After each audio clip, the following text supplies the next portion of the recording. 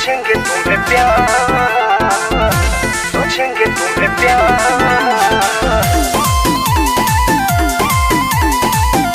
करेगी नहीं।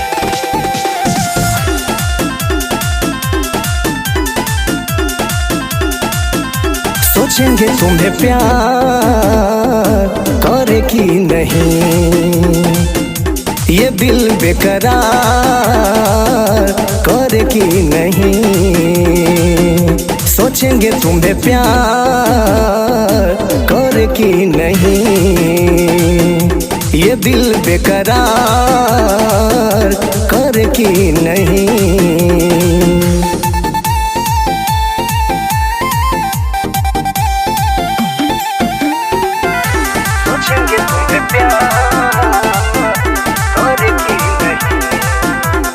कम सिन भोला सा मुखड़ा, लगती हो चांद का एक टुकड़ा।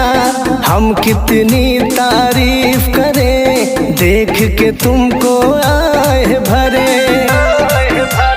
ओ कम सिन भोला सा मुखड़ा, लगती हो चांद का एक टुकड़ा। हम कितनी तारीफ करें, देख के तुमको आए भरे। तुम सा नहीं है कोई प्यारा सनम, प्यारा सनम। सोचेंगे तुम्हें प्यार करेगी नहीं, ये दिल बेकरार करेगी नहीं। सोचेंगे तुम्हें प्यार, सोचेंगे तुम्हें प्यार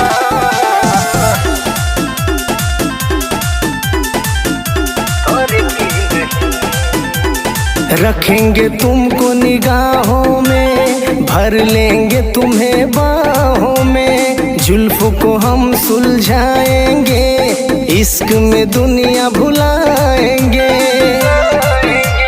ओ रखेंगे तुमको निगाहों में, भर लेंगे तुम्हें बाहों में। जुल्फों को हम सुलझाएंगे, इश्क में दुनिया भुलाएंगे। ये बेकरारी अब ना होगी खत्म, होगी खत्म।